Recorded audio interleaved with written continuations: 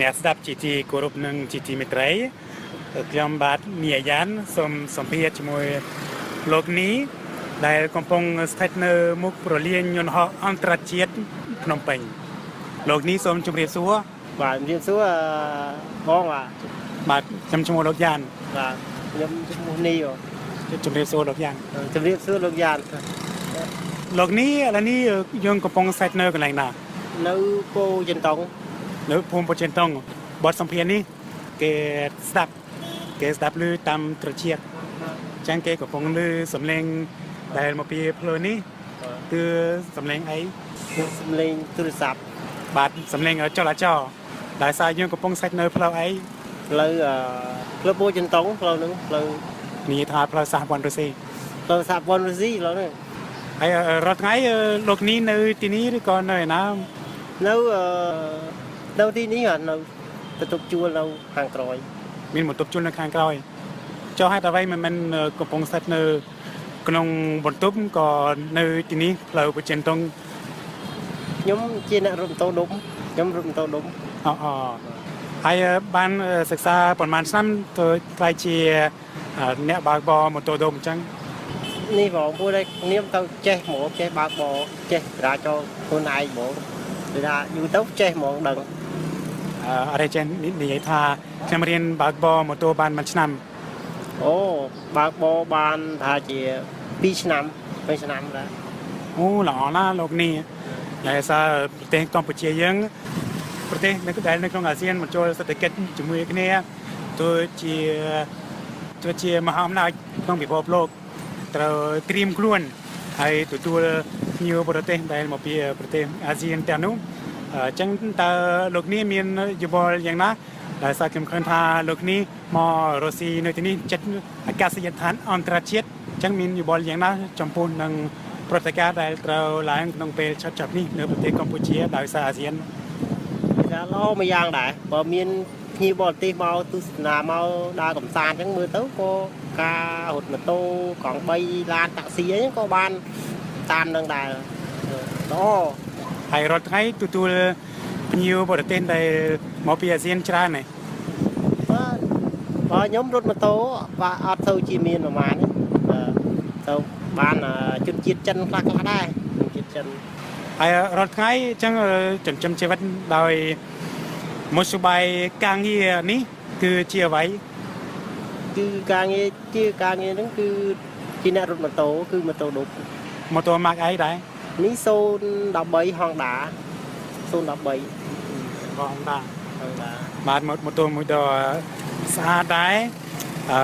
ពណ៌ក្រហមមិនប្រឡាក់អ្វីសោះដូចជាទឹកបានលាងខ្ញុំសង្ស័យថាជិះបានស្រួលហ្វ្រាំងត្រឹមត្រូវមានផ្លាកលេខមានហ្វាស្រួលណាស់រស់ស៊ីចឹងបាទស្រួលព្រោះថាម៉ូតូវាថ្មីអញ្ចឹងយើងជិះបើកបរក៏វាស្រួលដែរអញ្ចឹងវាអត់មានពិបាកចាស់ទៅវាខូចបាទជប់ប្រាក់បៀវត្សរបស់លោកនេះប្រហែលជាប៉ុន្មានដែរអូយបាន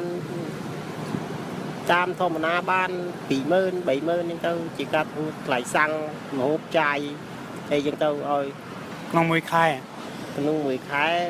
បាន400,000អីចឹងទៅ500,000អីចឹងទៅជា$100ជា$100 $100$130អីចឹងមិនមែន$20,000 $30,000ណូមែនអត់មានទេអត់ខ្ញុំគិតប្រហែលក្នុងមួយឆ្នាំអាចមួយឆ្នាំតែជាអត់ដឹងដែរព្រោះថារត់ម៉ូតូទៅបានឥឡូវវាជាមួយឡានក្រុងអញ្ចឹងមួយឡានក្រុងគេបើកហ្នឹងអ្នកម៉ូតូអ្នកកង់3អត់ទៅរត់បានបាទជម្រាបសួរអនេះកន្លែងធ្វើការមែនសំទោសខ្ញុំអង្គុយនេះដោយសារអត់មានកន្លែងអង្គុយអត់អីទេធ្វើអីនាទីជួលម៉ូតូជួលម៉ូតូមែនចឹងអ៊ំនេះជាដៃគូរបស់លោកនេះមែនបាទជាអ៊ំបាត់ជាពូជាអ៊ំពូលោកនេះតែម្ដងបាទចឹងធ្វើការជាមួយគ្នាសហការជាមួយគ្នាអញ្ចឹងចង់បើកជាក្រុមហ៊ុនឬក៏យ៉ាងណាអត់ទេ บองอัดเมียนบางเจกรงพูนน้องคือเลี้ยงขลุ่นเลยถ้ายังจึงมือการคนเราเป็นเราไอ้มาจังจะlàช่วยปักช่วยอะไรเนาะนะช่วยมือเรา ไอ้โลกนี้อายุประมาณไหน đúng อายุมาไฟปรามนะ มาไปอ๋อสควอตเนี่ยแมน Con đó. มันแมนมิสเตอร์เต้จำเนียยัน Gian này. Ok. Mòm ra bánh. ต้นมาปีข้างใต้ Đang là. Quấy không? Ở đấy đi. เจ้ากัญญานี้จริงนะ Côn. อ๋อก้นอ่ะก้นอ่ะ Côn. ไอ้ตึกนี้จีตึกทำไมเลี้ยงเชิงอ่ะ Đó, tức ba con. ปากกองอ่ะจังอะไรเลี้ยงเชิงจังอ่ะจะเอาคนนอกอ้อมอ่ะ Vâng. จังหลังนี้อายุมาไปประมาณน้ำเรียบกาให้หรือหนู nhóm riêng ca hai rồi เรียบกาให้ bà ตามีนประพนให้หรือหนู miếng bột phun này อ๋อจังมีนเปียรีได้ bà cái này gì ให้มีนใส่ bà ở đây miếng nào บ้านอะไร ở đây xây miếng này miếng là bột phun ให้มีนคนประมาณตาย à toàn miếng đây à toàn miếng côn đây อาตวันมีนเตจังกัญญามีนอันนี้ข้างกลางมันเชียกอนเตจัง bà nên chỉ côn đấy ตระเชียมุยเหมือนเต rồi chỉ จีทอนมุย rồi chỉ muôi chứ มุยอ๋อจุ่มรีบสู้กันยะ